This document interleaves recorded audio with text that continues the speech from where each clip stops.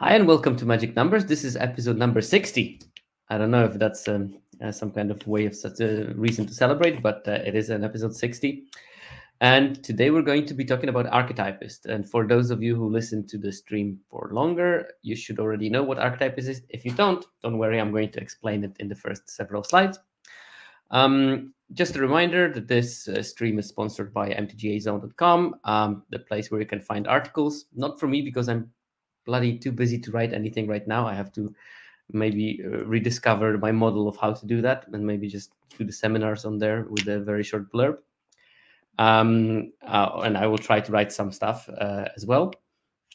But you find other content creators that are really good, so give them a click and enjoy the content.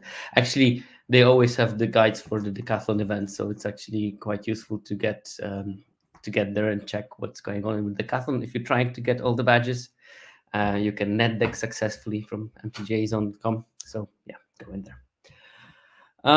But before we start with the actual archetypist things, today the slides are just very few and far between.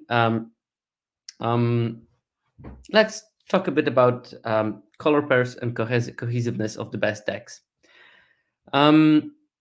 So, as you will see in a second, Archetypist is a tool where I do some calculations and we put it on the website that is dedicated to explore those calculations. When I convert decks into numbers, and they are plotted based on their similarity and composition. The thing is that when we look at limited environment, very often people will try to build this kind of theoretical best deck in a particular color combination. And if you look at the numbers and the clustering of the decks that I do with the Archetypist, in some color combinations, you will see that there is a clear, very uniform, cohesive cluster where all the best decks are. But it's not the case with every single color pair. And I didn't dive into analytics of why is that so. I just tell you as an observation, but some color combinations don't have a cohesive best deck.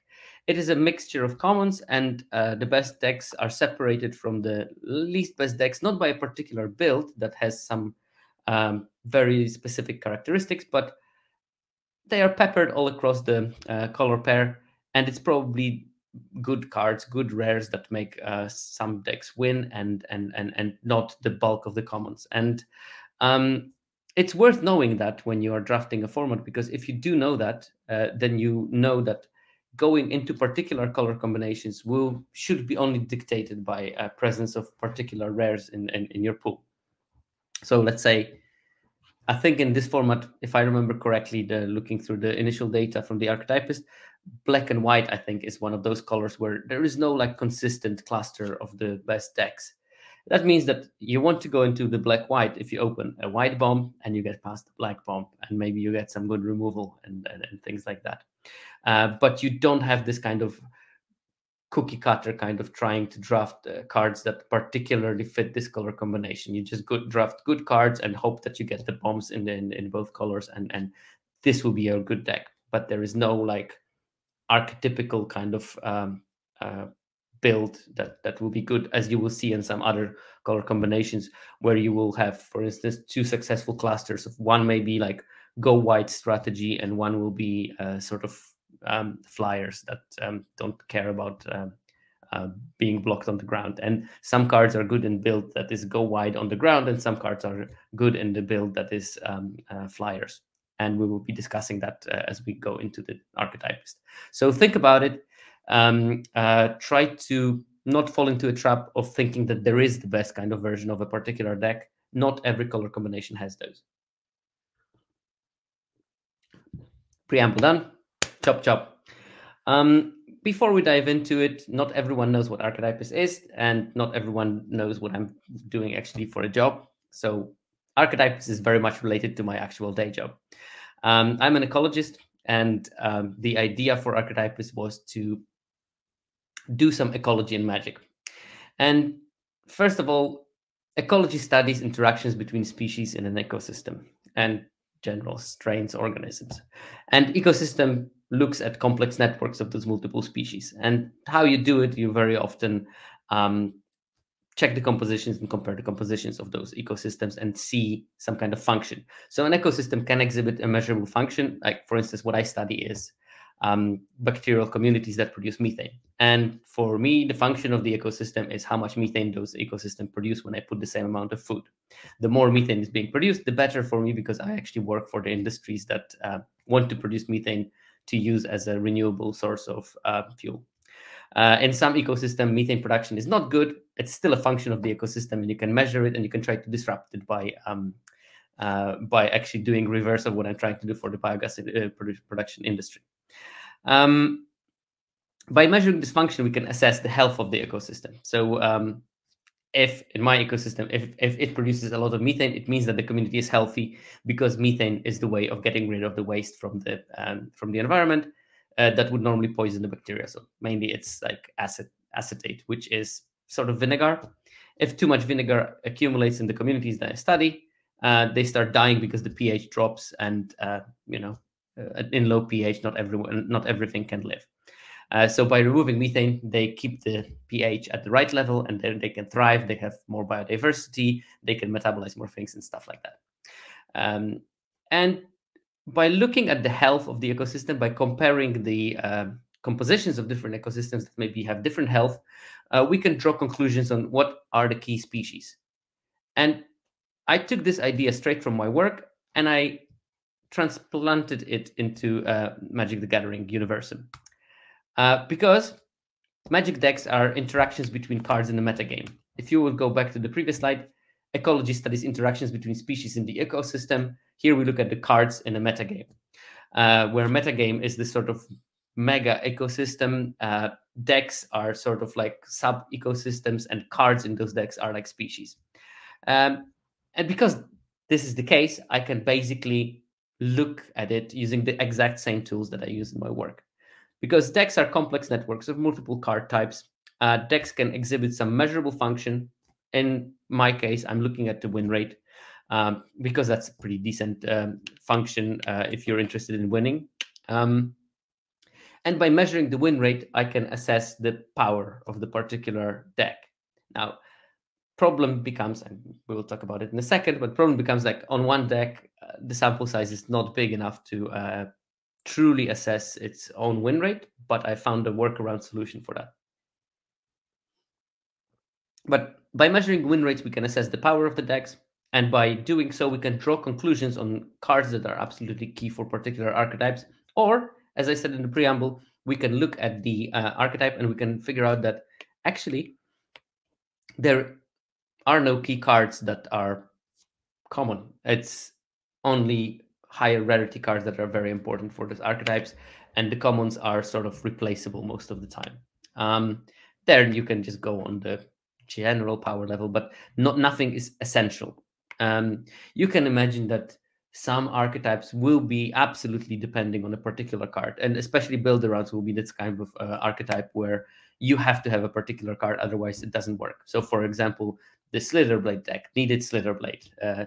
Spider spawning deck needed spider spawning. So I'm absolutely sure that if I would look at the ecosystem of the spider spawning decks from whatever set they were in, all of them would contain spider spawning, but there will also be some key cards because it's a build around, so it has to be high synergy. And because of high synergy, you need very particular cards, which usually are not many in the format. Therefore, you will find them in those decks because they are usually very situational, so you don't want it in a normal deck, but in these decks will be very good. You will clearly be able to identify a cluster of those build-around decks within all decks. Actually, now I regret I didn't do the Archetypist for DMU, because then we for sure would have seen the Wingmantle Chaplain decks clustering together based on the fact that they contained cards that nothing else contained. That's one option. Okay, so but how to compare the different ecosystems and how to compare different decks? So we can try to cluster them based on their compositional similarities, and we can then, when we have that comparison in terms of similarities, we can assign secondary traits onto them, like the function of the ecosystem that I was talking about in the case of my work, or in case of decks, we can assign a win rate on each deck in the plot that we're going to see. So laser, please. Oh, it's the same color as dots. This is the sort of plot of 2000 decks that I converted into numbers, distances, and I plotted in a two-dimensional space. How you do that is you sort of make a mathematical formula that will arrange the decks based on how similar they are. So like two dots that are close to each other are going to be similar decks. Two dots that are quite far apart will be different.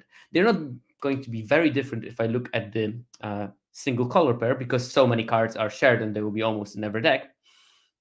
But there will be big differences between the deck on this side of spectrum and this side of spectrum. So let's, for the sake of the discussion, think that this is like a blue-white cloud from the deck. Maybe on this side of the spectrum, the decks will be very dominated by blue and with few white cards added in. And maybe on this side of the spectrum, it will be very white with few blue cards. They are quite far apart because their compositions are different, because the color disbalance is on opposite sides of those decks, so they will not share many cards, for example. And if the decks are close, these maybe will be both very heavy blue because they're close to each other. They have very similar cards. Okay, so mathematically, how you do it, you don't generate in a two-dimensional plot. You just make it in a multi-dimensional plot. But human brains are terrible in imagining multi-dimensional plots for a very good reason. We live in a three-dimensional world.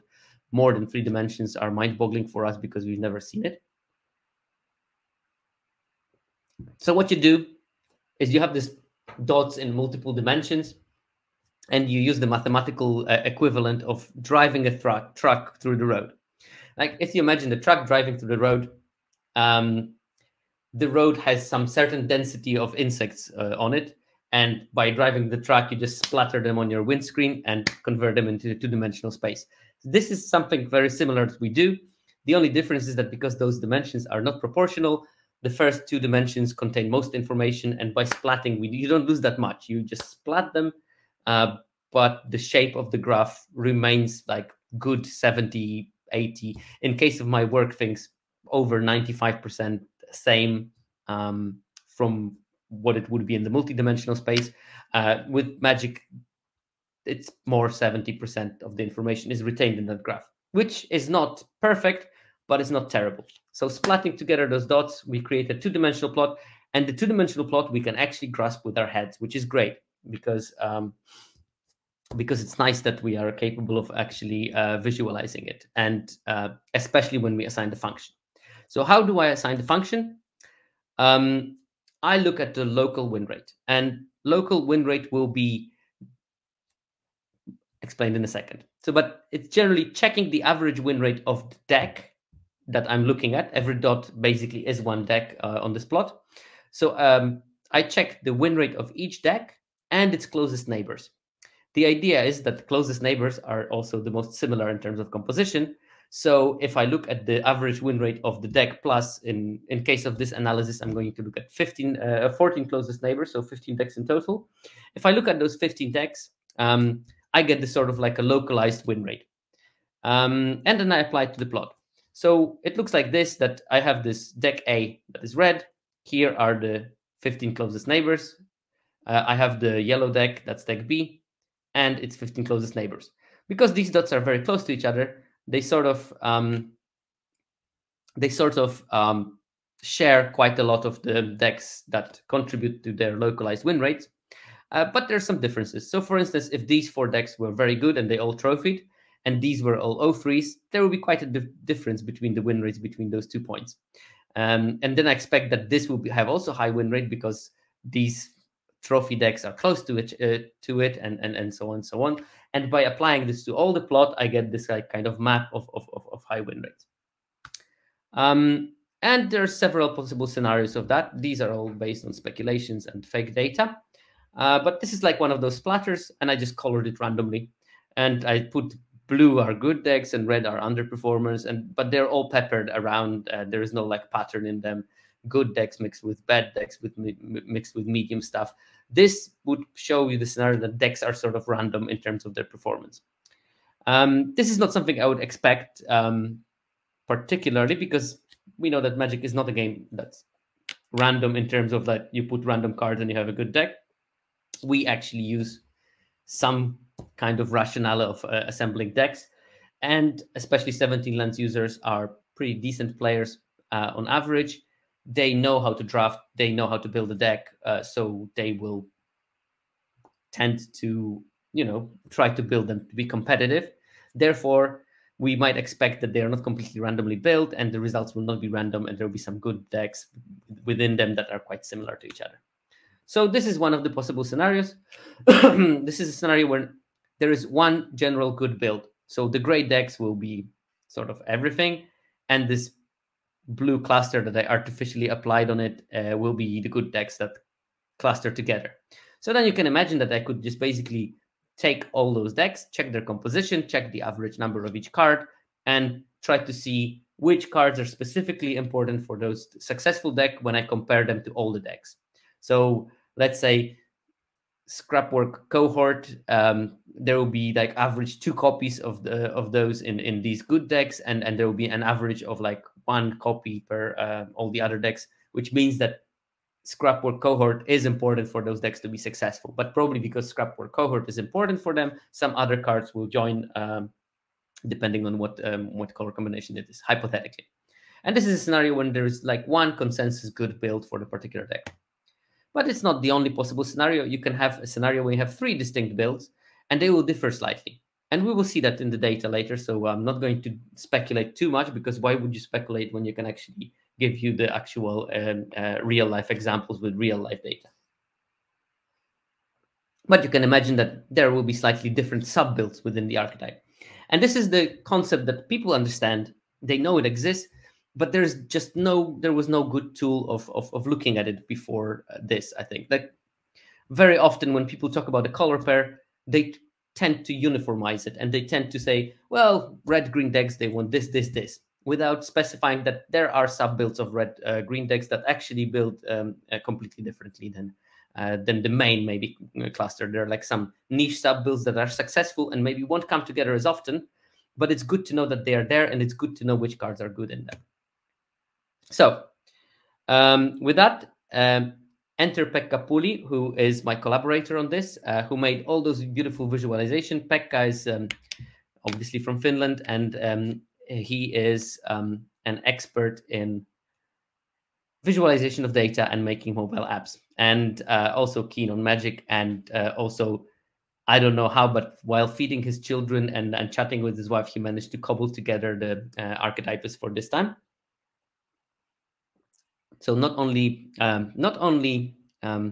altruistic, but also capable and quick, amazingly, and and capable of understanding my data files, which is a skill, I have to tell you. I mean, you don't usually see the background of what I'm doing, but to figure out what's going on in there, you require some kind of a PhD in how my brain operates, which not everyone has. So I will switch from the presentation to the Archetypist. Just give me a second. I'll try to see, stop screen, share screen, Chrome tab, Archetypist.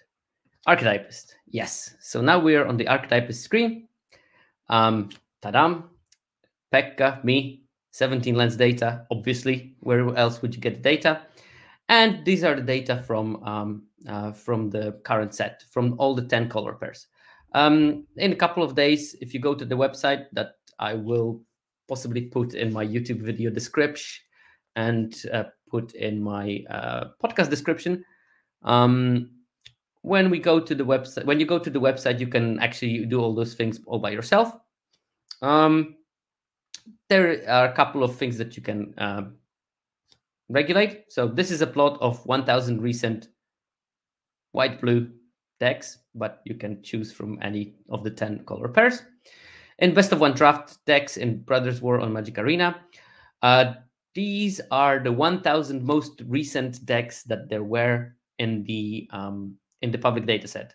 I decided to go for the recency because the first week decks can be pretty tricky. I absolutely excluded first week. There is nothing from the first week because I think that first week is not very representative of how the format operates. Similar decks are closer to each other on the map, and decks with more wins have bigger dots. So if you look at there, you get like big dots, and you have like some small dots. So these will be like O3s probably or something like that. Each deck is given a value according to the average win rate of it and its 14 closest neighbors. Decks above 60% win rate are highlighted blue, and here you can also change. So for example, we can actually look at this, okay, 70% win rate decks. So these decks and their 14 closest neighbors have a win rate of 70%, which is pretty impressive, I have to say. You can even go higher. 75? 77? Okay, 79 is the top. That's like the Uber deck. So this cluster is like super strong. And the decks below 55% are highlighted red. So these are the clusters when there's, for the 17 lens standards, a relatively poor win rate. But this is like nothing still, because you just look at those dots and you say, oh, well, there's something in there. There's like some decks. There's maybe some clusters. You can specify those clusters by increasing the win rate and getting the core of them, basically. So I think that 70 is a pretty good one. What you can do then is you can do, let's check what's in there. Let's check what's in there. And let's check maybe what's in there. Then I did some squares. I can filter to top decks to see them in a better resolution. And then we can look. This is cluster 0. What do we have in the cluster 0? And you have some information. So the average win rate for that cluster, 77.5%. It's pretty impressive out of 13 decks, so not like a massive sample size. That means that these decks have an average 6 wins. That's huge. And this is by pure chance, but actually blue-white is the most successful archetype in the format, which means that you will have those massive clusters. But then you can see which cards are in those decks and which cards are very overrepresented in those decks. So Scrapwork Cohort, there's 1.9 on average in those decks. And that's way more than the average for the color, which is around 0.8 per deck. Like average blue-white deck will have 0.8 Scrapwork Cohorts. These ones have double that, more than double that. So that's definitely a deck that has a lot of Scrapwork Cohorts. Second card that is there, Aeronaut Cavalry, Ambush Paratrooper, all of those higher than the average for the archetype. So these are the sort of important cards for this this type of build. Air Marshal, that's just slightly more than the average of those. Warlords are quite a lot of them. So this one looks like it's like very heavy soldier based. These are all soldiers. There's Static Net, quite a lot of them, which probably means that these decks were drafted in pods where white was open, because getting Static Net, or some luck was involved, because getting those Static Nets is not so easy. But you also have like Combat Courier. There's Machine Over Matter, quite a lot of that card, suggesting some sort of a tempo-y kind of strategy. Phalanx Warlord on average, but there's Scrapwork Mats, which are not very common in this thing. And importantly, there's like Military Discipline.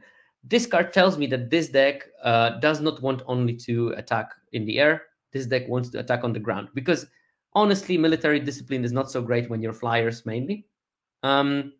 Because if you have mainly flyers, the first strike doesn't give you that much. And the +1 for 1 mana, it's not like a great deal. When you're attacking on the ground, however, being able to trade up your Scrapwork Cohort for like an X4 creature is amazing. So you want to kind of play that. So I have lots of Scrapwork Cohorts. Military Discipline goes up in value. And you can see some cards are slightly lower than the average. Wing Commando is slightly lower because you're not interested in attacking in the sky. Also, you don't have that many spells. You focus on having creatures. You have slightly fewer Airlift Chaplains, possibly because it's not a soldier. It's probably going to hit quite frequently, but I don't know. It's a small difference.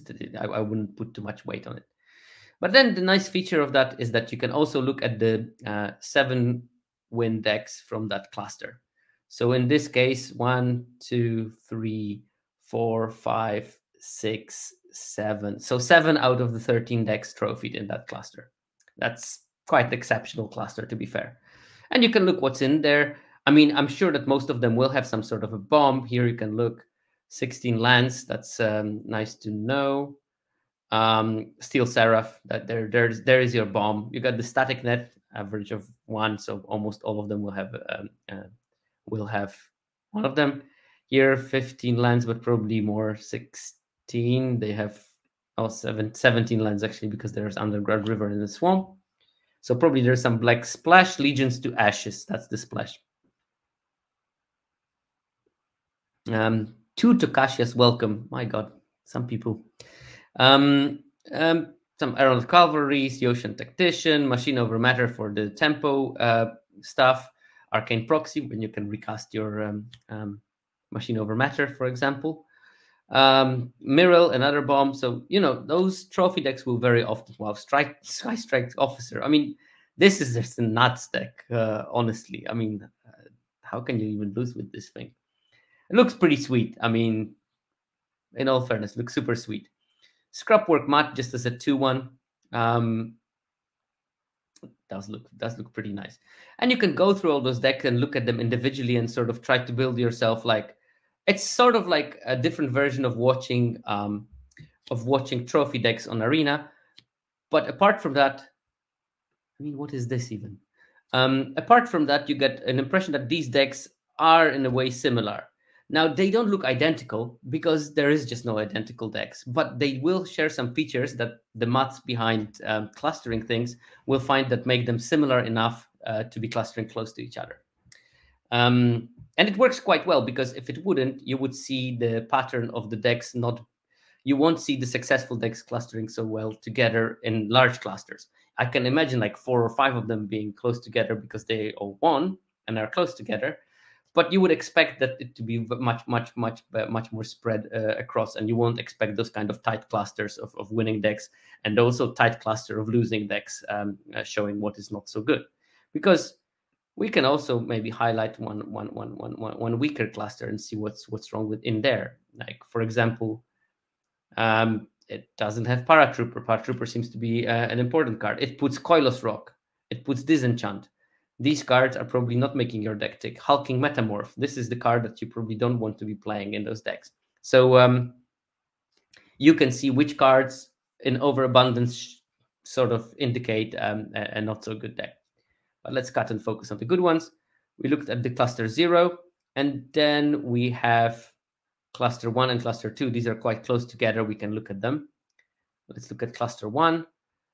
Win rate 71.6% across 31 decks. 31 decks is already like a solid sample size as well. 31 decks that are very similar to each other with average 5 wins. That's probably where you want to be on Arena, because you want to draft those decks that at least pay back what you invested in the draft. And these ones look slightly different. The top card that they have is not Scrappy Worker. It's Phalanx Vanguard. Suggesting that there will be some Scrapwork Cohort, yeah, that's what I said. Suggesting there will be some artifacts involved. There's the Paratrooper again, I think one of the most important cards for this archetype, but this one has Wing Commando, Airlift Chaplain as a sort of combination of the free flyers. These numbers are lower than the top cards in the previous cluster, which were like around 1.6, 1.3, whatever.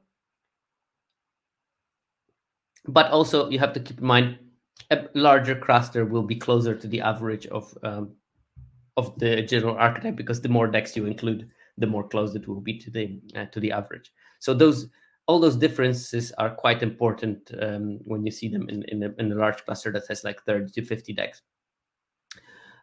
You see that most of the cards in there are sort of overrepresented compared to the average. So it means that all these cards are probably important for being successful in playing blue-white. Air Marshal, Cohort, Combat Courier, Prison Sentence, Cavalry, Ocean Tactician. There is a Disenchant, but not as much as in the poor decks. Military discipline, weak stone subjugation, sort of on the average. You don't want to probably play it too often, but sometimes you will just have to. And there's Lawrence escape and recommission in there. We can also look at the list. I'm sure that some of them will have bombs. What do we have here? Sky Strike Officer, Helm of the Host. Yeah, that's about it. There's some good removal in there because there is the 2 prison sentences.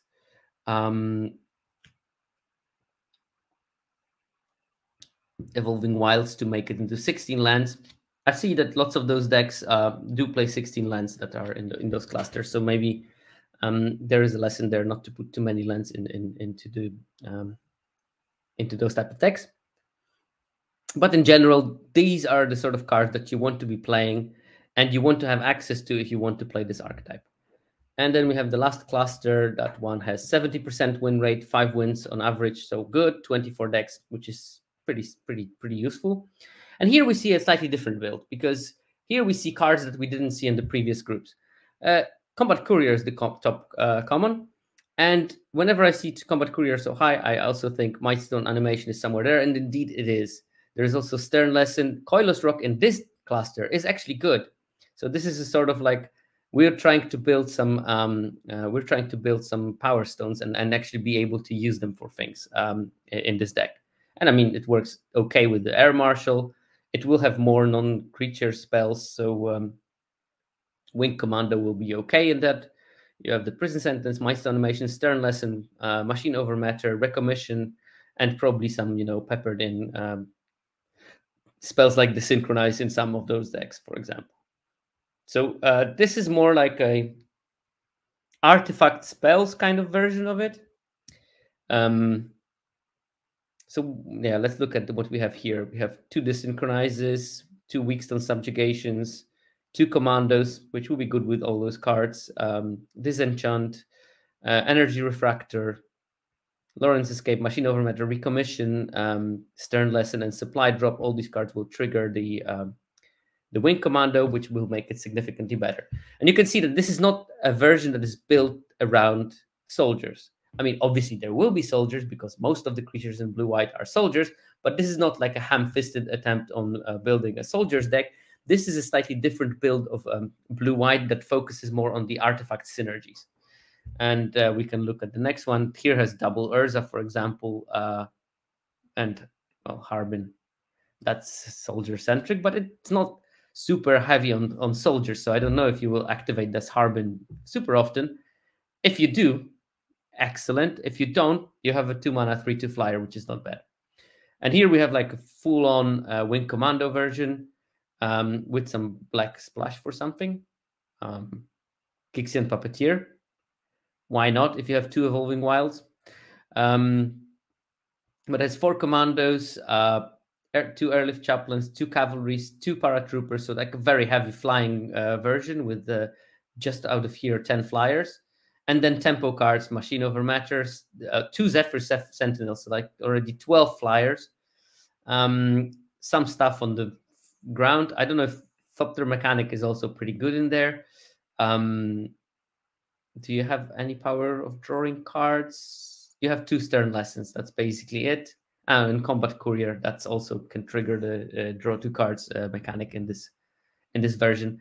But yeah, some solid amount of spells, some solid amount of tempo, and lots of flyers. So this is like a Skies version of the blue-white. And yeah, if we change those numbers, maybe we'll find some other kind of clusters building up. I think maybe here maybe something different, interesting. Let's take a look at this. Cluster number 3. This one, still has 5 average wins. Lots of Coilous Rocks for some reason. Scatter Rays. Coastal Bulwark. A significant amount of Third Path Savant. So this one will almost always be splashing red for this. And you can see that this version is definitely trying to play the sort of longer control-y game. When it has some counter spells, some spells, Wing Commandos, Coastal Bulwark to stop the early aggression from the opponents, Third Path Savant to have this kind of spells payoff, and a bunch of spells. So it's the sort of like a Jeskai spells, but it only splashes red, probably mainly for third path Savant. Maybe some Excavation Explosion is in there. But as you can see, it's a completely different build that has a completely different strategy, not so aggressive, definitely wants to spend some time surviving with the coastal bulwarks. Oh, is the Savant is the okay, no, it's not the Iconoclast. Okay, so it basically will be the yeah, but that fits with the longer controlling game plan. You might be able to activate it for draw. Yeah, you might be able to activate it for drawing. God, learn your cards, Pavel, please. But for example, this version has way fewer ambush paratroopers than the average for the set.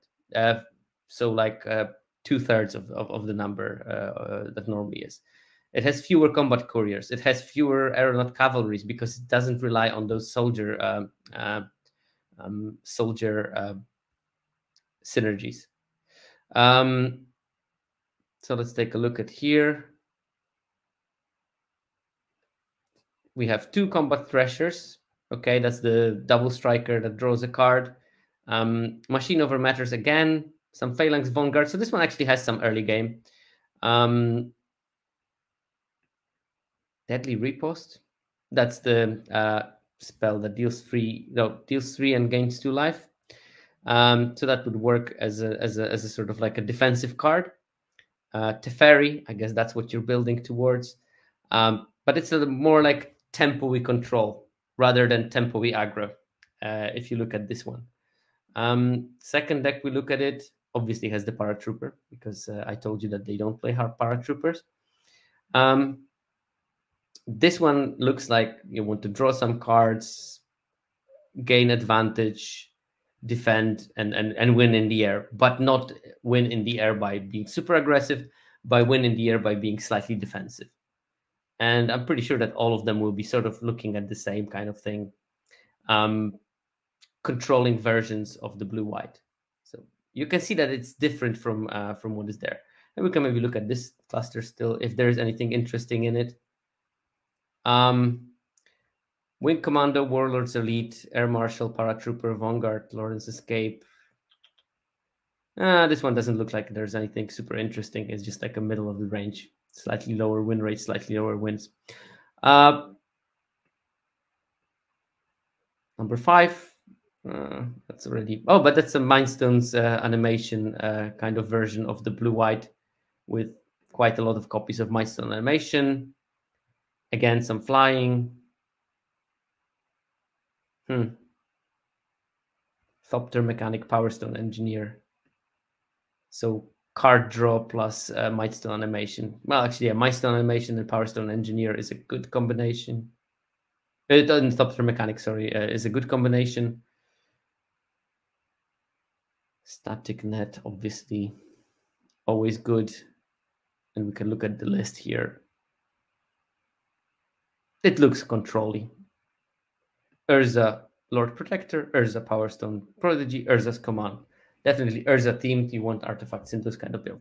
But again, you can look at them and they will not give you a specific solution to how you should build it, but they might give you ideas on how to build the deck differently than the consensus one. So we can move to a different color. Now, okay, let's go back to 60% win rate, because we want to see what is the difference between archetypes. Like I told you, blue-white is the most successful one. That's why you see a massive sea of those decks that have neighborhood win rate of over 60%. It's like quite a large chunk of them. But if you go to other color combinations, let's go to blue-black, it will be much less. There's still some, don't get me wrong, but it's much, much less. So let's try to go up to where we can still see some clusters and see which are the ones that are like the central clusters. I think that it will be basically somewhere here. It will be basically somewhere here. And maybe it will be somewhere here. Let's look. You have to also keep in mind that those clusters on the outside will very often be non-consistent because the distances between the neighbors here are much bigger than in this densely packed center. Right, so let's look at the cluster 0. 67% win rate, average of roughly 5 wins. And here we have the Milestone Animation decks. Average 1.5 copies of Milestone Animation. We have Combat Couriers, a lot. Stern Lesson, a lot. We have Evangel of Synthesis, the uncommon for the set. As you can see, the average of Evangel of Synthesis per deck is around roughly 0.8 for this deck. So it means when you draft black-blue, you probably do it because you got your early Evangel of Synthesis and maybe even multiple ones of them. And you can see that this successful cluster has more of them than the average. But this one definitely has way more Mightstone animation than you will get in the normal deck. So roughly almost twice as much as you get on average, which means that Mightstone animation is a certain focus of building decks in this cluster. Interestingly, Scrapwork Cohort is quite popular in this cluster. It's not played very much in blue-black, maybe at 0.2 copies per deck. But these 16 decks that we look in the cluster, they have roughly one Scrapwork Cohort in it. And of course, Scrapwork Cohort makes the 1/1, which is a great target for the Mindstone animation. It also has almost one copy of Levitating Statue per deck. Again, this is like probably the best target for Mindstone animation because it instantly becomes a 5/5 flyer. What else does it have that is different? Gix's Caress, again, makes a Power Stone, which is a great target for the Mindstone animation. So this is a sort of like a blue-black version of the Mindstone animation deck.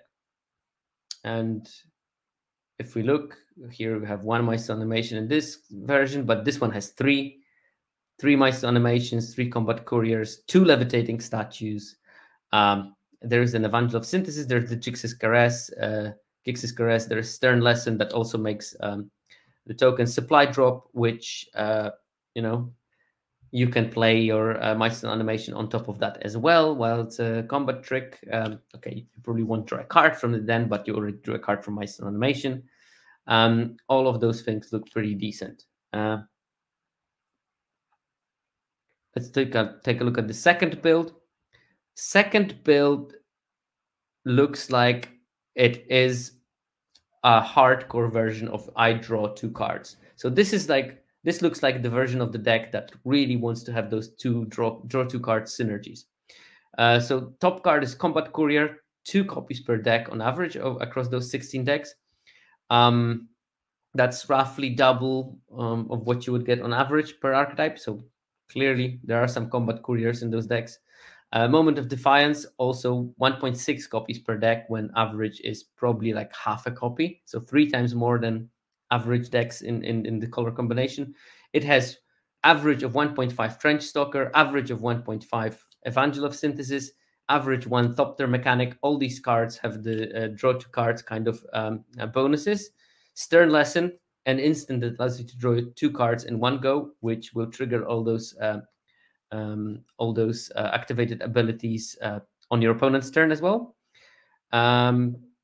Levitating Statue, also more of those than you would expect as per average for the archetype. Not so many mites to animation, but there's Wing Commando, Gurgling Anointer, another payoff for draw 2 cards. Latnam Adept, also sort of payoff, I guess. There's also more curates than you would expect by average. So this is like a really, I want to build a deck as I think Wizards wanted me to build it kind of approach.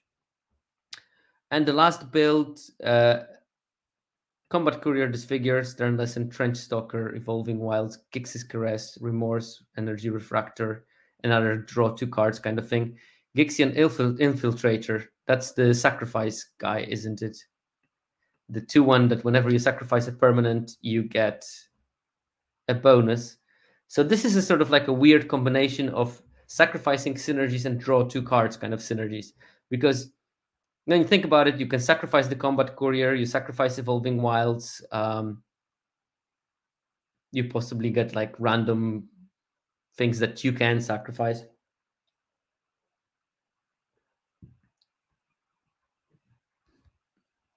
So you can get those sacrifice synergies for the Gixian Infiltrator, and then you can build this 2/1 into maybe like a 5/4 across the game or something.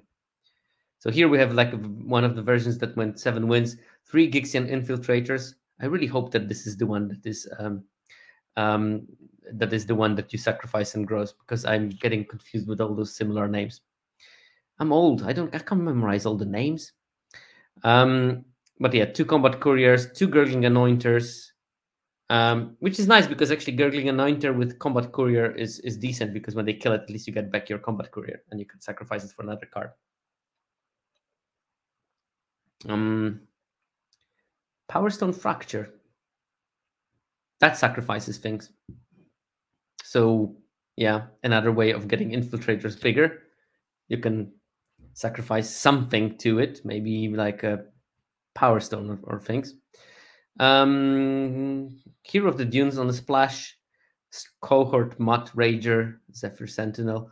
So yeah, I mean, you get some of the sacrifice synergies, not too many, but with 3 Gix and Infiltrators, maybe you want some more. But there's also some recursions elements that can get you stuff back, and you can re-sacrifice it. And this one, wow, 3 Gix is Caress.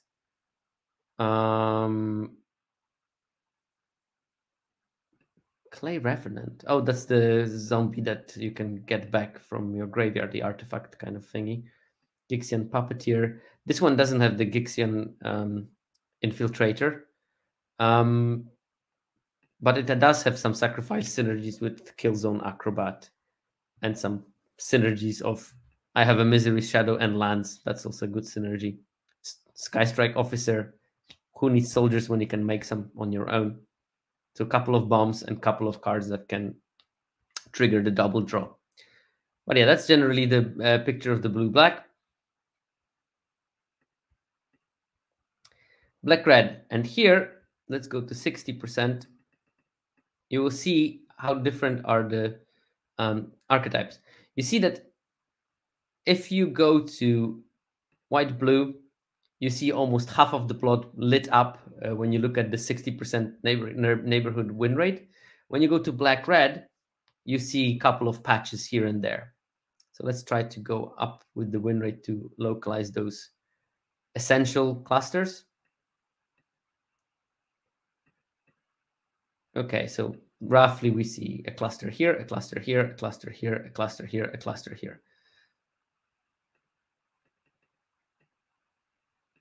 So maybe we can look at this because it's far away, this because it looks pretty dense, this. We're just going to quickly scroll through them. Some of them will be, I'm sure, similar to each other. So let's look at the first one. Was the one that was most off in terms of composition. Here we have a bunch of overwhelming remorses, Penregan Strongbull, but Penregan Strongbull, it seems like this is the card for the archetype. The average for the whole bunch of those decks is at around 1 copy or 1.1 copies per deck. So lots of black-red decks will have Penregan Strongbull because not many other decks want it. That's probably the case. There is also Moment of Defiance, quite a lot of it, because there's like probably 3 times more than the average deck in the field.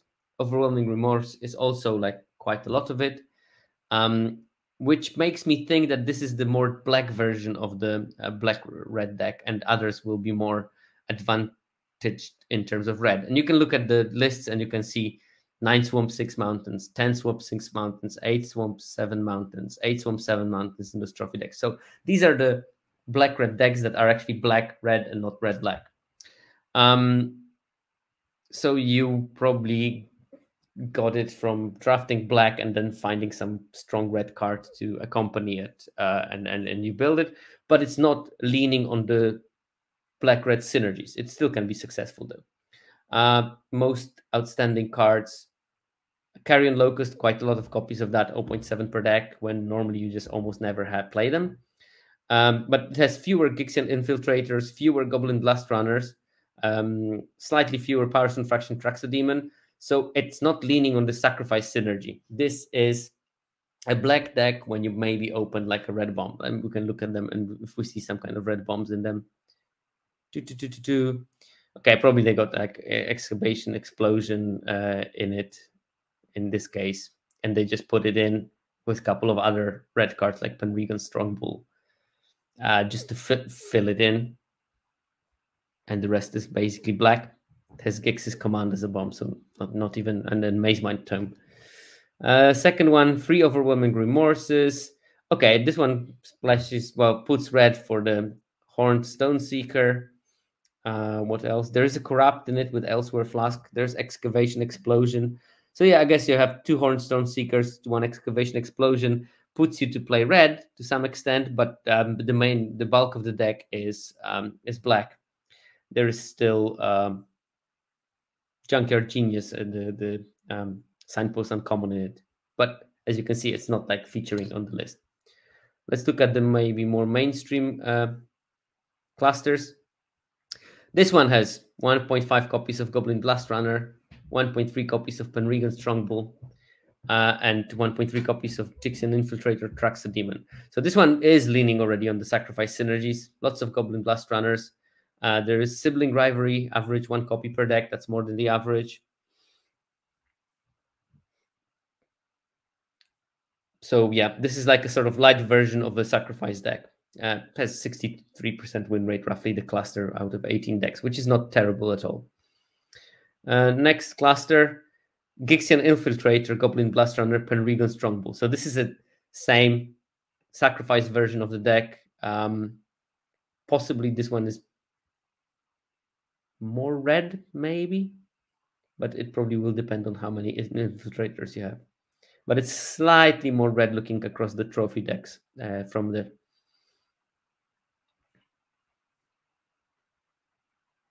Yeah.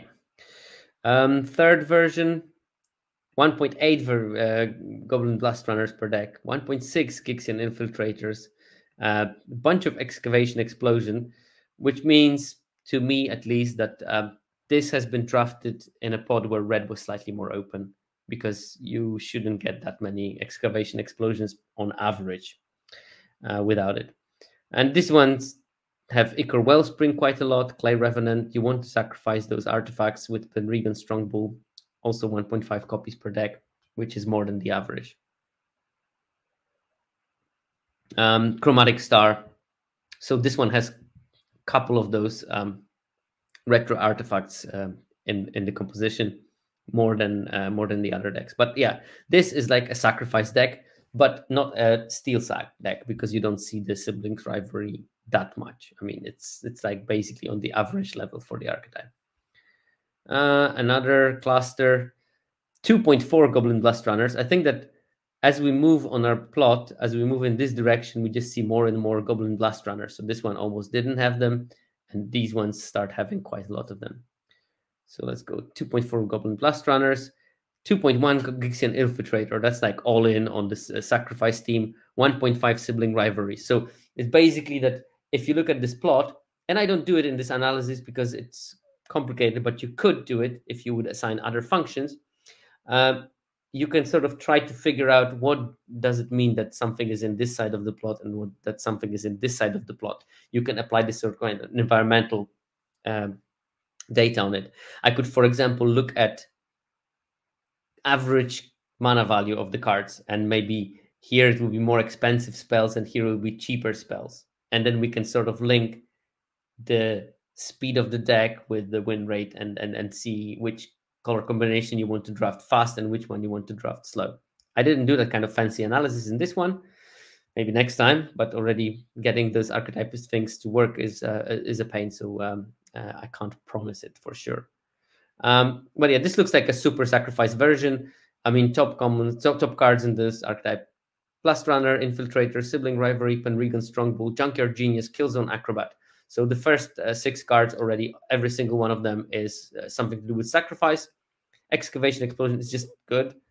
And then we have Powerstone Fracture as the 8th, which is also something that sacrifices. Evolving Wilds, again, sacrifice. Traxodemon, sacrifice. Mistress Battle Desk, sacrifice. Bitter Reunion, sacrifice. And Energy Refractor doesn't sacrifice. But it does draw a card and can be sacrificed later with the Traxodemon or something to accrue a card.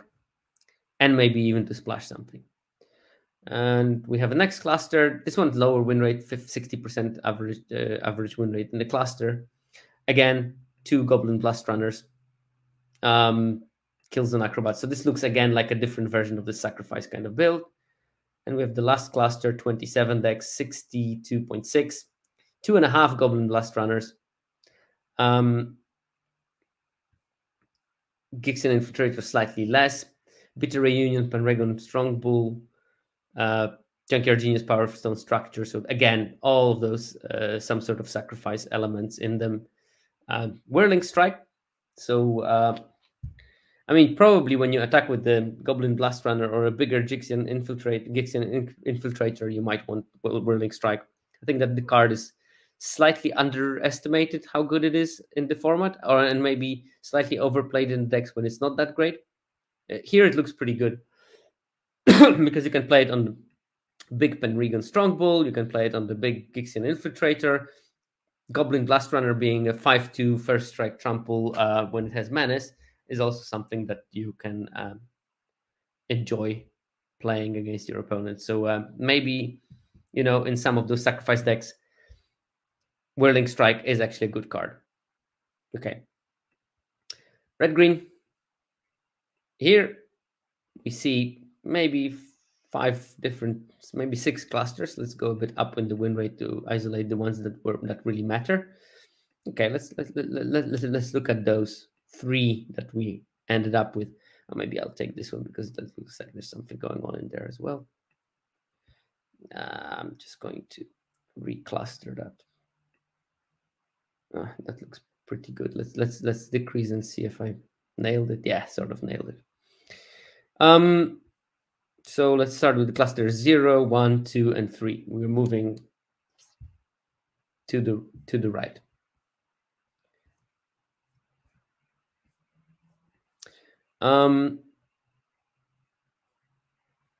Okay, so this Gruul version, Gaea's Gift, Argothian Sprite, Argothian Opportunist over-represented. All green cards, Boulder Branch Golem, green.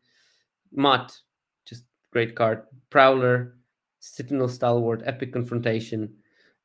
This looks like it's a slightly more green-tinted version. Because it has Stalwarts, you can expect splashes, and actually it has an average of half a copy of Skyfisher Spider, the black-green Signpost Uncommon. So it looks like black was pretty frequently splashed here, but in general, it looks like lots of those decks do have some kind of a splash. Here I can see the first trophy deck has an island. The other one has 2 planes. This one has a swamp and a Skyfisher Spider. So it's sort of like uses Sentinel Stalwarts and some other fixing to put in cards that are not red and green. Here, actually, there is no splash. But there's Titania Command and Tyrant of Kerridges, who needs splashing when you have that. Another one, 2 swamps and 2 Skyfisher Spiders. Another one that has swamp and Skyfisher Spider. So these are the sort of like multicolored version of the red-green. That's why they cluster slightly separately, because of course they will have a slightly different composition because they have additional colors. So they will have cards that purely red-green decks will never have, and therefore there's a difference that moths can see in a way. Next one, Opportunist, Gaea's Gift, Excavation, Explosion, Bluntooth Prowler, Epic Confrontation, Scrapwork, Mud, Boulder Branch Golem. This is probably the same top 6, 7 cards that you see in other good decks. This means that this is the core of your red-green deck. How you add flavor is your choice. Honestly, for me, in this format, it works so much better that when I play this kind of 2-color with splash of some kind of powerful cards from 3rd color, because you can do it so easily with the fixing and card filtering that you have in the format. This one does not have clean hints on any splashes, and we can take a look. No splashes here, but 15 lands. Is there Evolving Wilds? No, 15 lands, easy. 2 Audacities for drawing cards. Bushwhack as the 16th land. Smart. That player knew what they're doing. Play Bushwhack as a land. Some strong bombs and some cheaper card draw also in Soul Guide Lantern. We already had Audacity. We have Soul Guide Lantern.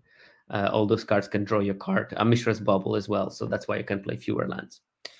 But yeah, this one looks more like stock and 2-color. 63% win rate in the cluster.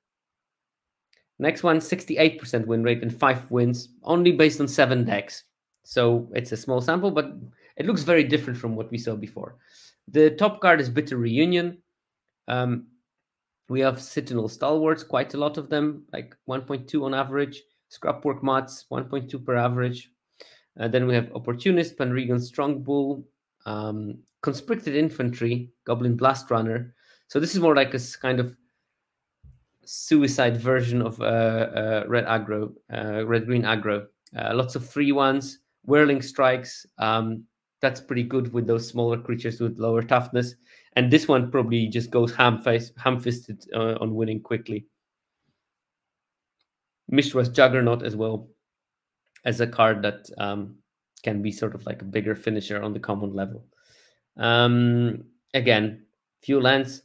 I can see one of the decks splashes quite a lot, but that's basically a sort of mono green splashing red and white, I guess.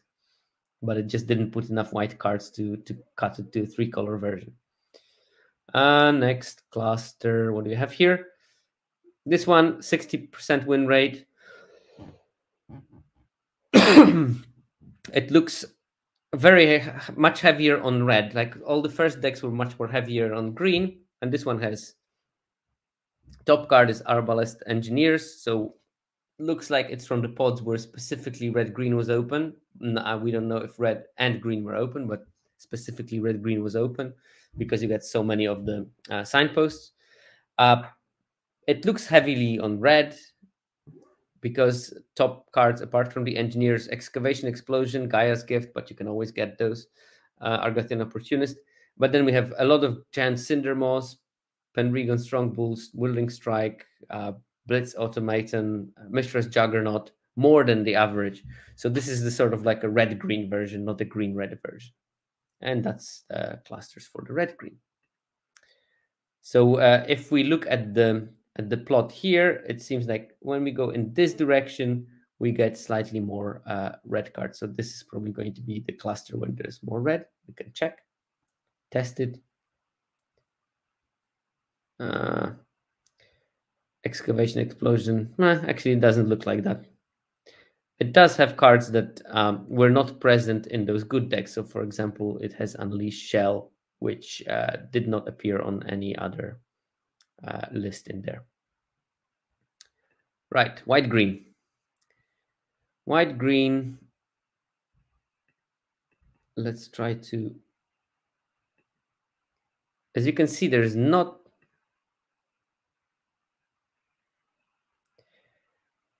Yeah, I think, but Gaia's Gift is the card that also, like, people who know, they know, and they play it. I think that the card is excellent. And, it's like... It's sort of like Feat of Resistance from M21. Just like was a great card then and is a good card still. And now it has even some advantages because it gives a bunch of keywords that can be used both offensively and defensively. I don't know. Let's look at those three. And you can see here there's like a wild desert of poor decks. We can try to see what's going on in there and why those decks don't win. Okay, we have cluster 0, 65% win rate roughly. Bunch of Phalanx Vanguards. This is white-green, is it? Yes. Bunch of... Where do we have? Cluster 0. Bunch of Phalanx Vanguards.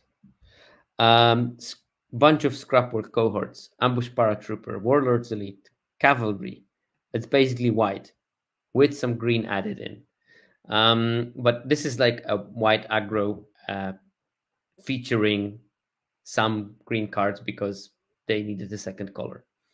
And yeah, I mean, you see there's more plains than forests in those decks most of the time. But, just solid ground creatures. And as I said before, when you have solid ground creatures, Military Discipline becomes a card that you want to be playing because obviously first strike. So basically 2 for 1ing it at some stage will be great.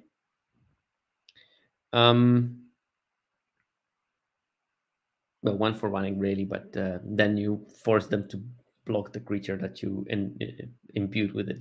But it has a bunch of ground creatures. It has a couple of flyers, but it doesn't look like it tries to win in the air.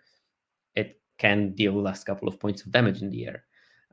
Plus Lauren's Escape, which sort of serves the same role as Military Discipline in this deck. Maybe less aggressive. But it's a white aggro with some green elements in it. Next, Cluster 1, Ambush Paratrooper, Prison Sentence, Scrapwork Cohort, Airlift Chaplain, Gaia's Gift, Sprite, Sentinel Stalwart. So basically all the cheap creatures and go white kind of things. Bunch of Scrapwork mods, which are technically red, but only technically. It's still okay to play. Warlord the Reed, good with a bunch of cheap creatures, but it looks like an aggro and also with a white advantage in it. So very similar to the Cluster 0. Now we have Cluster 2. This one has 70% win rate. So that's like where probably the strongest cluster in this thing. It's obviously it's smaller, so much smaller than the other clusters we looked. It's based only on 10 decks, but that's still a number. Top card, Gaia's Gift, Prison Sentence, Argothian Opportunist, Scrapple Cotter, Sentinel Stalwart, Yotian Dissident on average 1. So this is the deck that tries to do what you're supposed to do in white-green, and that's dropping artifacts on the board. I don't see like many artifacts except for that Scrapwork Cohort as the main card. There is some energy refractors, but I'm pretty sure that if you look at it, there will be some, especially when there's the Ocean Dissidents. Hey, Mercurio, how are you? It's going okay, A-okay. Here we have one Ocean Dissident. Let's take a look. Which cards do we have? 2 Scrapwork Cohorts. Opportunist, of course, makes an artifact. Combat Courier. Titania's Command. That explains a lot. Here we have a 2 Ocean Dissident deck with 4 Prison Sentences. 2 Argosian Opportunists. That's good with the Ocean Dissident. Aeronaut's Wings. I guess that this is the archetype when you want to play that card. Platoon Dispenser, that will help. Scrapwork Cohort, only 1, unfortunately. I'm pretty sure that the pilot of the deck would have wanted more of them in this particular build. But yeah, it looks like this is the build with the Ocean Dissident. Even though just like a third, maybe 50% more than the average will have. And the last cluster, that's when the bad decks are. And it's again, this is the Ocean Dissident deck, but probably the bad one. It has an average 1 Ocean Dissident, 1 Argothian Opportunist, which is a good card, don't get me wrong. So what does it have that what doesn't it have that the good decks have, and what does it have that the good decks don't? A Combat Thresher, Power Stone Engineer, Energy Refractor, and Evolving Wilds, the cards that are not so played in the archetype. What it's missing is Boulder Branch Golem, Epic Confrontation, Gaia's Gift, Scrapwork Cohort, and Blanchwood Prowler to slightly lesser extent. But it seems no cohort is not going to make your deck good in this color combination. Let's go back to 60. We have white-black. White-black. Let's try to look at it. Yeah, this is the one when there is no clear cluster. There's maybe like, if you look at the macro scale, there's this. Oh, let's make it slightly smaller. Sorry. There's maybe like this big chunk, and we can compare that big chunk to this big chunk. And maybe let's add this as a sort of like a different separate cluster. Okay, cluster 0 is the massive one. It has 250 decks. So that's a quarter of the decks that I took into the analysis. And it has like roughly 4 wins average. With 250 decks, that's pretty good. That's where you want to be. It's a massive cluster, keep that in mind. So every card is like way higher than the average for the archetype. Means that this card is absolutely essential for this archetype. And we have Ambush Paratrooper, Scrapper Cohort, Warlords Elite, Phalanx Vanguard, Airlift Chaplain. All of them white cards. Hero of the Dunes, Errant Cavalry. So it's basically a white deck. When you play white-black, it seems that the successful strategy is to be way more white than black. Almost no black cards except for Overwhelming Remorse Disfigure. So it's probably, again, a very white deck that has some black good cards added in. So let's look at what we have in here. This one has Legions to Ashes, Misery, Shadow. So basically it got the bulk of cards from white, but there were really a couple of strong black cards that probably convinced the person that built it to add black as the second color. But black was definitely not open in that pod. So they probably had to go almost mono white, and they got really strong cards as first picks. Or maybe Legions to Ashes like late in the third pack because no one was in the specifically white black. And here we have the same. There's two Ashnod's Harvesters, which are pretty good. Two Disfigures from black. One Killzone Acrobat. No one left behind. And that's about it in terms of black. So yeah, Cluster 0, white decks with black as a support color. And I think that this is what at least the data suggests is a successful strategy. Here there are the decks that are not as successful. Average win rate 48%, average wins 2.8, decks 160. So this is like the opposite of what you want to be doing in the white black. And the cards that are mostly overrepresented in here: Thraxa Demon, Power Zone Structure, Emergency Weld, and Gixian Infiltrator and Trench Stalker, all of them black. Which means, to me, if you want to play white-black in this format, you probably want to be white and then add some good stuff from black. You don't want to be black and then add some white, because that's not going to work very well. That's also another way of trying to use that data and try to make clusters that compare larger chunks of the decks, especially when you have this kind of like, you don't have one cluster in there really. So you might as well go and compare it with the bigger sample. And we have the second sort of successful cluster, 34 decks at 60%, average 4 wins, which is good, which is not bad. And we have Disfigure, Warlords Elite, nothing really like springing out at me. Recommission is more popular than the average. There's some Heroes of Dunes. This looks to me like people trying to build the Cohort and Mutt are just different league. This looks to me like someone trying to build a sort of 3 casting cost theme into this deck, because you see there's enough Heroes of Dunes. You play Carrion Locust, which is pretty good with Hero of Dunes. The 3/1 flyer is, nothing to frown on. Some Power Stone Engineers, Airlift Chaplains, Warlords Elite. That's usually good with the recommission. There's a lot of recommissions in this deck, which makes me think if you put recommission, you do have lots of those 3 or less casting cost creatures in your deck. We can take a look at the list. That's a weird one already because I see 2 corrupts, so I assume. Wow, no. I don't like that build. I don't want to play corrupt with 9 swamps only. I want to have the Everlasting Flask or whatever it's called. Here we have the casual, hey, I have a white-black deck. Also, I have Helm of the Host and Platinum Angel. Deal with that. Yeah, I think so. Mercurio in the chat says that Hero of Dunes is so absurd for an uncommon, but it's got a terrible win rate also.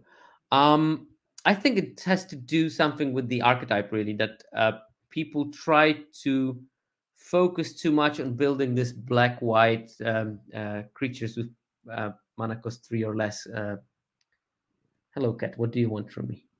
What do you want? What do you want?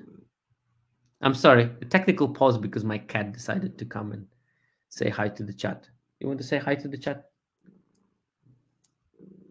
Yeah.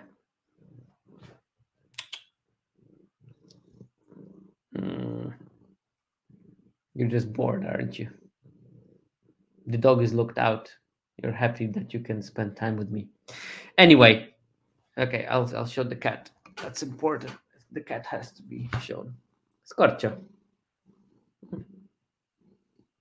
I know that you're begging for food because that's the only reason why you come to anyone. Yes, you are. Whoop. Okay. Did you molest me enough? Yes, you did. No, our cat is just such a lovely creature. But that's digression. That's digression. Let's talk about seminars. We can make a cat stream one day, and then the cat will be the main hero.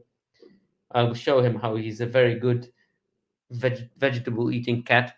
I don't know. This cat is just crazy for vegetables. It will steal beans, especially like the green ones. If you make any plate, like I like to eat mashed potatoes with beans, and some garlic. And sometimes I just leave it on the counter and I come back and I just have potatoes because the cat ate all the beans, just like pulls them out of the plate.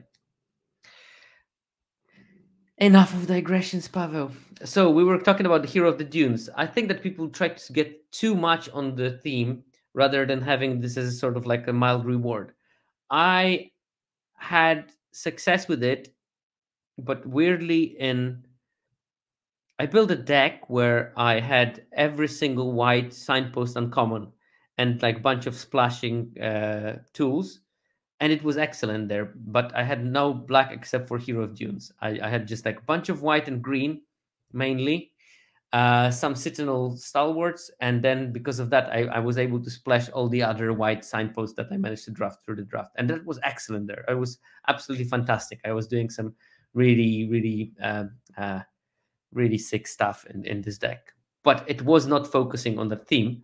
It was just a reward that I could play later because I had so much stuff to do in before that it didn't disturb me at all, and I always get some kind of value out of it. So that's my thought on the Hero of the Dunes. I think that the card is good. It just didn't align very well with format. In any other format, it could have been absolutely excellent. Uh, tu- tu- tu- tu- tu. So what was I talking about? This cluster? I mean, this cluster just looks pretty much trying to go for that theme, and it is mildly successful. It's not like great, but it's got some decks that trophied. So you can see there is a bunch of decks in there that trophied, which actually makes me think 34 decks, 1 2 3 4 5 6 7 8 trophy decks. So like roughly 25% trophy rate, which is okay, but it means that the decks that some of those decks in this cluster also went pretty badly. Okay, let's look at the black green. We are at 60. We sort of have like two main clusters and maybe some smaller. The only problem is that like I mean, obviously, I know it's super difficult, but it would be nice that you could draw the cluster around a certain group of dots, because here I have like lots of noise from these decks that I maybe don't want. I just want to circulate. But I understand that this is like super tricky to do. Maybe we can take a look at these clusters as well, just to see if what's going on that's weird with those clusters. Are they so different? So we're looking at the black green now. Let's look at the first two main clusters. What do we have here? Around 60% win rate, 4 wins across 60 decks, so that's quite a lot. Important cards: Boulder Branch Golem, Opportunist, Sentinel Stalwart, Spider, Evolving Wilds.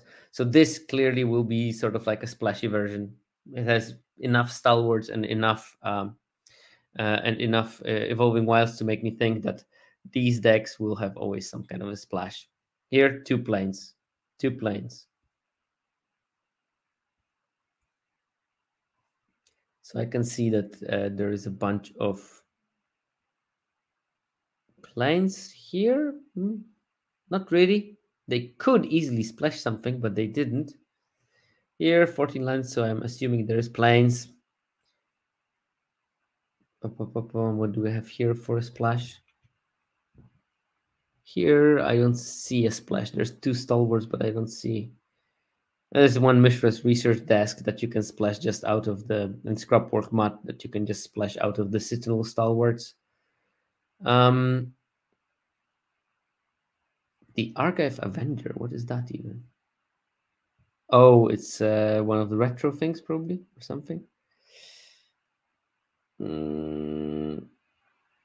Here you can splash also without anything.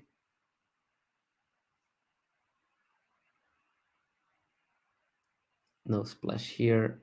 So yeah, like half of the decks at least had some kind of a splash. Here you have Steel Seraph, but you also don't need to splash it, but you can technically cast it using some of the cards in the deck.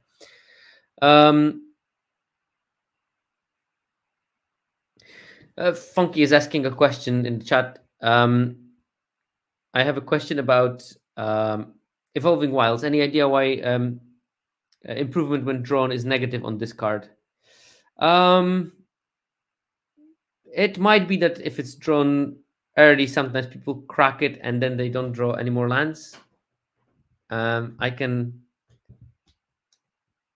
Okay. Now I know what is the Argiven Avenger. Yeah. Okay.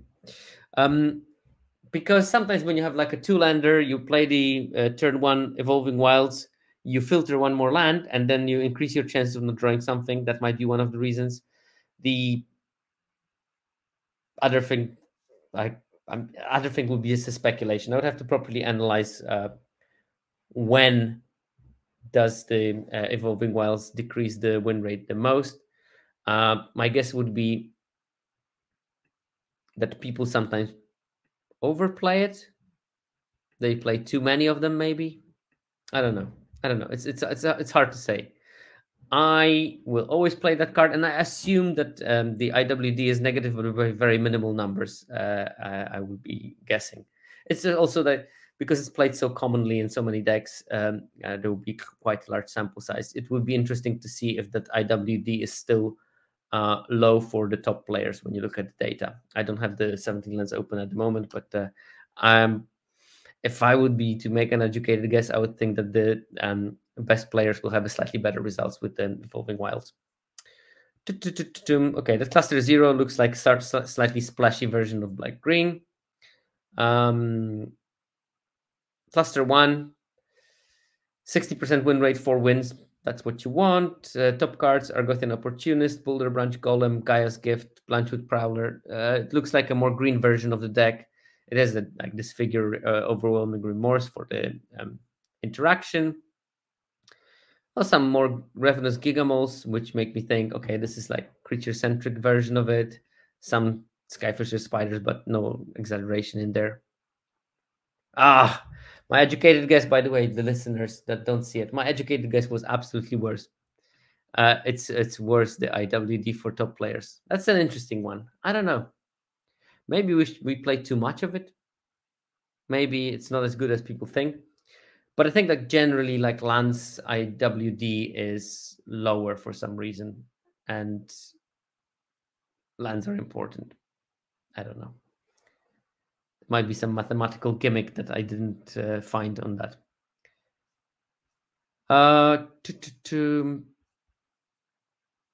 Okay, cluster 2, 66% win rate, 4.7 average wins, only 10 decks, so that's like a smaller cluster. But let's look what is in there.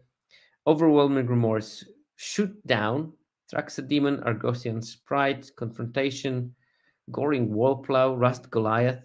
It looks like this is trying to spit out chunky things and control until that time with smaller things, but killing with the larger things. I don't know. What do we have?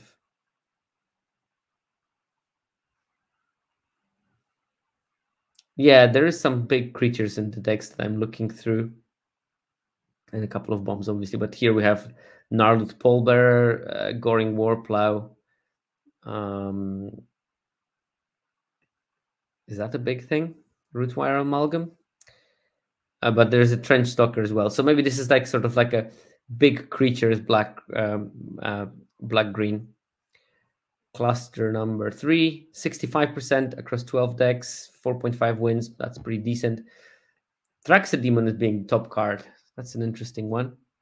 But you have Overwhelming Remorse, Citadel Stalwarts, Moment of Defiance, This makes me think it's a slightly more black version of the deck. But Power Stone Fractures, Spider, Boulder Branch Golem, Emergency Wealth, Trench Stalker. So this is like a blacker version of the black green. And the next cluster, 61% for wins. That's still good enough. Bluntwood Prowler, Skyfisher Spider, Argothian Opportunist.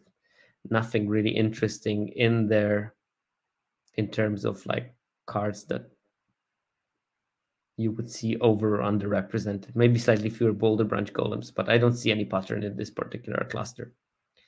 Again, not every cluster will have to be coherent. Like this one has quite large distances between the neighbors, so it can be quite confusing. And what do we have? Blue-green. At 60%, we see roughly 3 clusters, but it's like one that is here, one that is here, and one quite large one. Let's just take the center of it to get less of the garbo. We can maybe try this one. So what do we have blue-green? I actually never drafted blue-green in this format, so I'm not an expert in it whatsoever. We have a 60% win rate cluster with 4.1 wins on average. Top card, Battery Bearer. So this is clearly someone going in for the archetype because they picked Battery Bearer, maybe like middle of the pack one or something. And they started going there, trying to build big things. Weakstone Subjugation, because you're on the defense, so most of the time you'll cast it for 1 mana, and maybe you can cast another spell at the same turn. Rust Goliath, 1 copy per deck, so this really tries to spit out like a big thing. Argothian Sprite, good ramp target. Epic Confrontation, Third Path Savant. And this is like something that I speculated early in the format, well, not before release, but post-release, when I saw that the big things are not good. My speculation was maybe you should not ramp into those big creatures, but you should maybe ramp into things that have an activated ability, like the Third Path Savant and the Argothian Sprite. Because the problem with like Rust Goliath is you play the Rust Goliath for 10 mana, you get a disenchant, removal, bounce, whatever, pacifism on it, and you invested 10 mana plus construction of a deck that gets to that 10 mana, which is a cost, and opponent can cancel all that effort with like 2-3 mana, and that's not a great deal. But if you play Third Path Savant and you have whatever it costs, 7 or 8 mana to activate the ability to draw 2 cards, they better start doing something to that Third Path Savant. But you only invested 3 mana into it. Your threat of activation and or being close to being able to activate it is pretty scary for the opponent.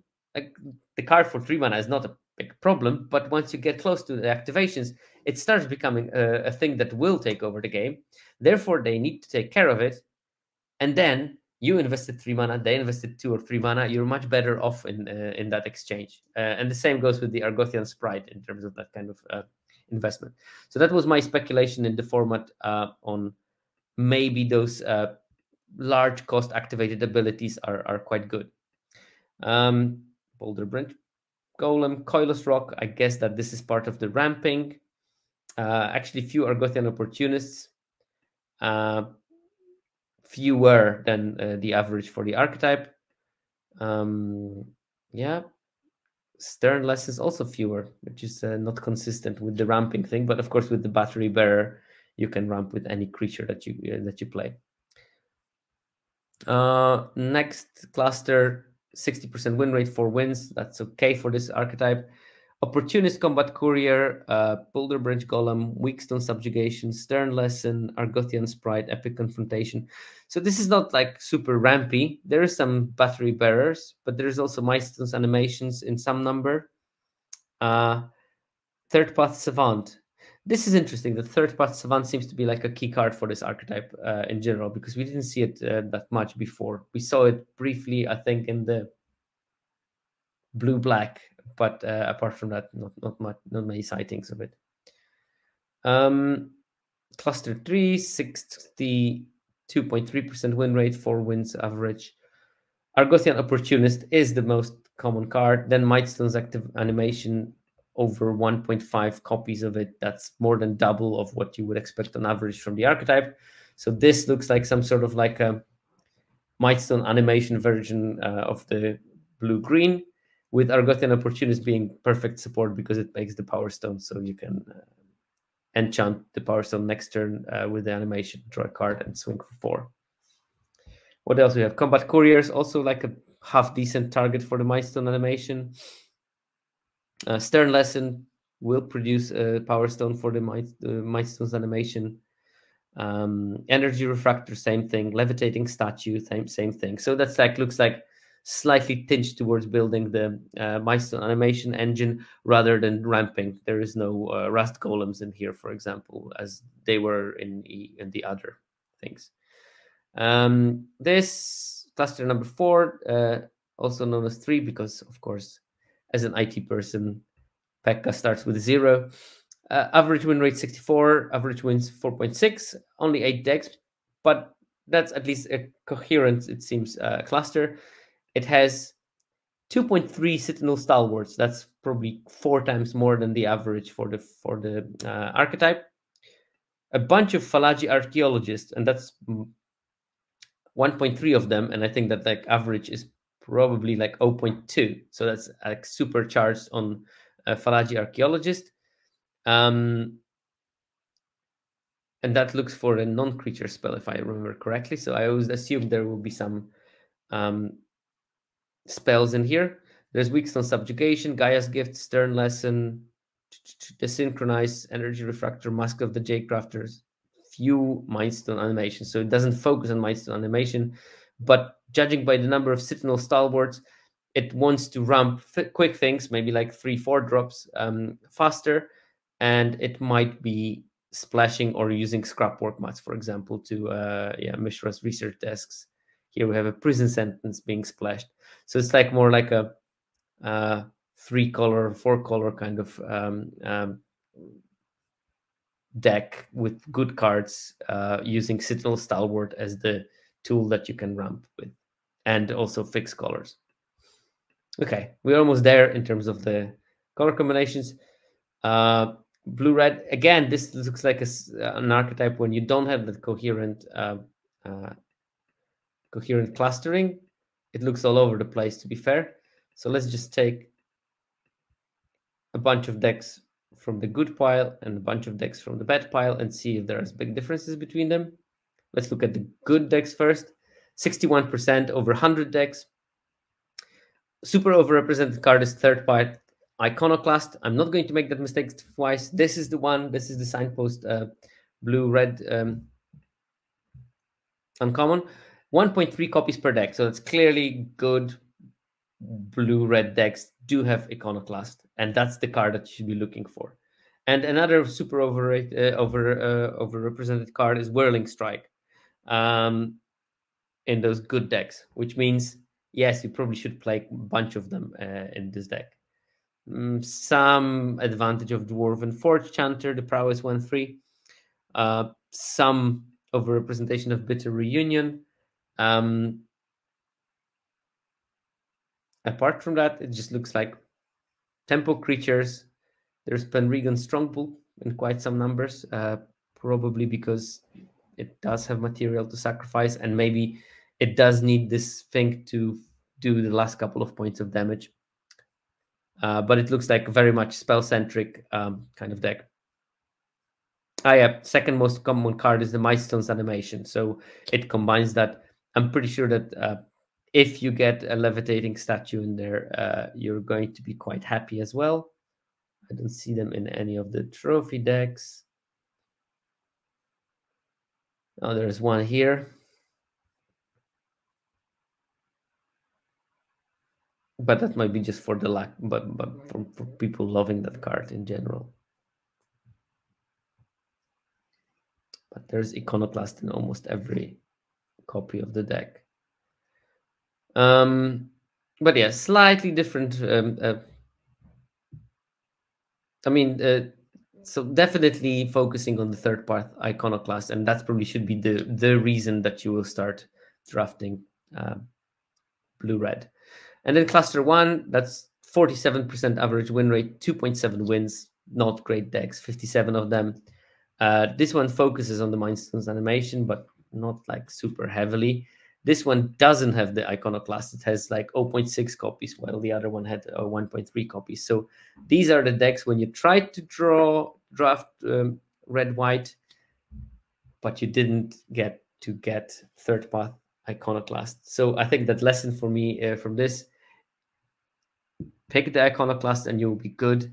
If you don't have an iconoclast, probably not worth going into the blue red.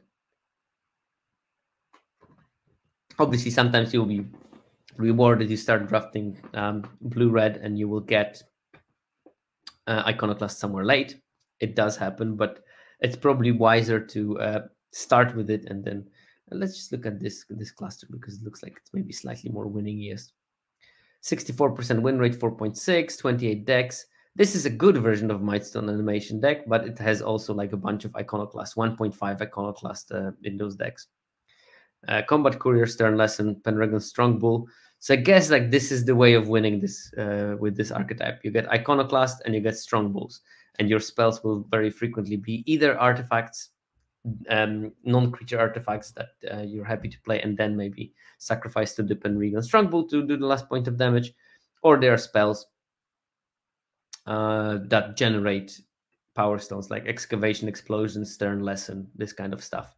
And both of them, they generate stuff for Pendragon Strongbull, but also they make things for Mightstone's animation, so you can play that kind of way. But again, probably worth going into those decks when you get your third part iconoclast somewhere in the like early half of the first pack, for example. Or if you're in like red deck and then you open second pack iconoclast, you can sort of pivot into the deck. Although, having said that, this deck looks like it's much heavier on blue than on red. Red is like an afterthought in here, because I see Pendragon Strongbull, Excavation, Explosion, Scrapwork, Mutt, Mishra's Research Desk, and not much more in terms of red. So it's mainly blue, actually. Right. What do we have? Last one, white, red. That should be a pretty successful archetype. It has a decent win rate. Okay, so this will be the core cluster. Maybe we can check this thing and this thing. Maybe something around here as well. Let's see what we got there. Okay, the first cluster, that's 66% win rate. That's pretty decent. 5 wins on average across 40 decks, roughly. So that's pretty good. Top cards: Scrapwork Cohort, Aeronaut Cavalry, Rock Hunter. This is actually maybe one of the underestimated creatures in this format, it seems. Rock Hunter. It was overrepresented in quite a bunch of aggressive red decks that we looked through. Also in red-green, in some builds that were more like aggro. Okay, Unleash Shell, actually not terrible in the white-red. Maybe that's where it's the best, because the 2 damage is pretty relevant as a finishing thing. Some Whirling Strikes, but not too many. Not a deck for Pendragon Strongbulls. It's, again, as in so many cases before, mainly white aggro with some good red cards, and the Signpost Uncommon Phalange Vanguard is 1 per deck, so that's like quite high. Across 40 decks, that's quite high. Cluster 1, 71% win rate, 5.5, but only 8 decks, so that's like a smaller cluster. Scrapwork Mutt, Blast Runner, Prison Sentence, Bitterian, Excavation Explosion, Combat Thresher, Pendragon Strongbull, Energy Refractor. So this is leaning on the synergy between Pendragon Strongbull and Goblin Blast Runner. 1.5 copies of Goblin Blast Runner. White is a helping color in here, and actually you can see Hero of the Dunes on the splash, half a copy per deck, so bunch of them splashing some black with things like Chromatic Star, for example, to rebuy your Pendragon Strongbulls when they get killed or something like that.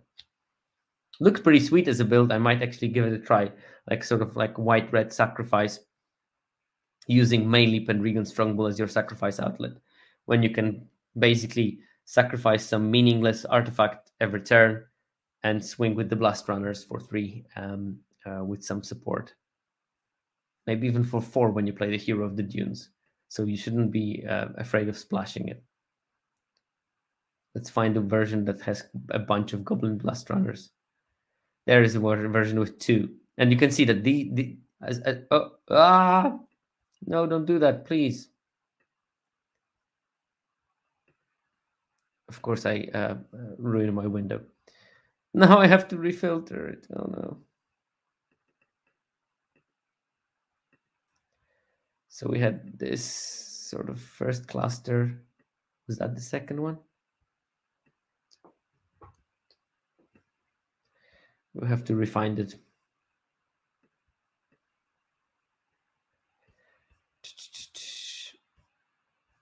Okay, first cluster, nothing changed. White aggro with Rock Hunter as the red creature for aggression.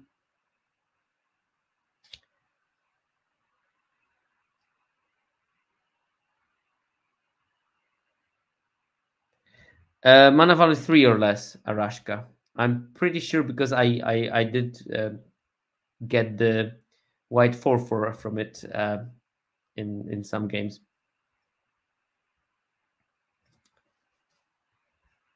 Okay, but yeah, here we see that there's actually quite a bunch of those Penregan Strongbull white aggro decks.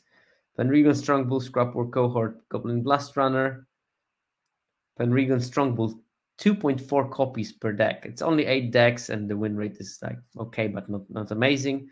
But Penregan Strongbull, Strong Scrapwork, Mat, Excavation Explosion, Ambush Paratrooper, Goblin Blast Runner. So that's like a recurring theme of those white-red decks. Again, Scrapwork, Mat, Goblin Blast Runner, Prison Centers, Bitter Union. Here fewer Penregan Strongbulls, but I mean it's again kind of a deck that will want to utilize the Goblin Blast Runners. And also has Evolving Wilds. Also has that's the one. That's the Hero of the Dunes one.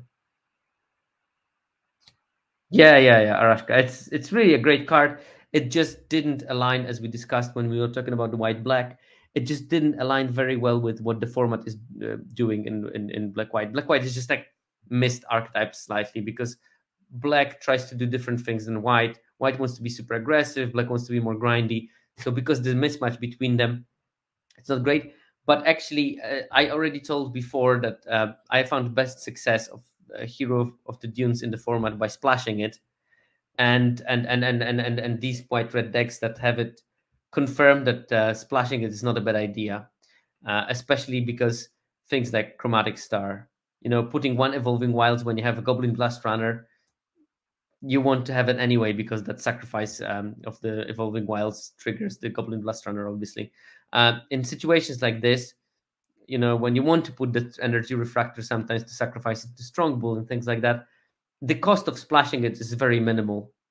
And I did it in a white green that had lots of Citadel Stalwarts, and then I could splash it also very easily, and it had a bunch of synergies with my deck. So I think that Hero of the Dunes is not a white-black card. It's more like a splash in other white decks that are trying to be aggressive, and it works amazingly then. Bye, Mad Moses. Right, this is it in terms of the archetypes that you look through. So let's go back to the presentation. A second. There we go. Right, so the only thing that is left for me in terms of the presentation, I would like to thank 17 Lands team, because without them, I wouldn't have the data. So Viral, Misnomer, Hululu, Grant Wu, Ale Ballini, who is just like doing amazing work. In this episode, I mean, massive thanks to Pekka Pulli. This is the person that did the Archetypist tool. Again, follow my socials and YouTube and whatnot. Tomorrow, I'll try to upload the video, and then I will also share the link to the site, so you can explore it on your own. And thanks to Fake Jake Brown, who is helping me with releasing this in the podcast form, and of course to MTGA Zone, who are sponsoring the stream. Plus, I would like to really thank Esescu and Mana Junkie, who are people that made the music that I use in the podcast version of it. Because again, you watch it maybe on Twitch, but it will be on YouTube, and it will be on in the podcast form for those of you who like to listen to things. But of course, when you listen to the podcast, you can scroll through the YouTube video later to just look at the slides and maybe get the link and explore the website yourself while you're listening or something like that. And with that, I'll see you not next week, but maybe in 2 weeks.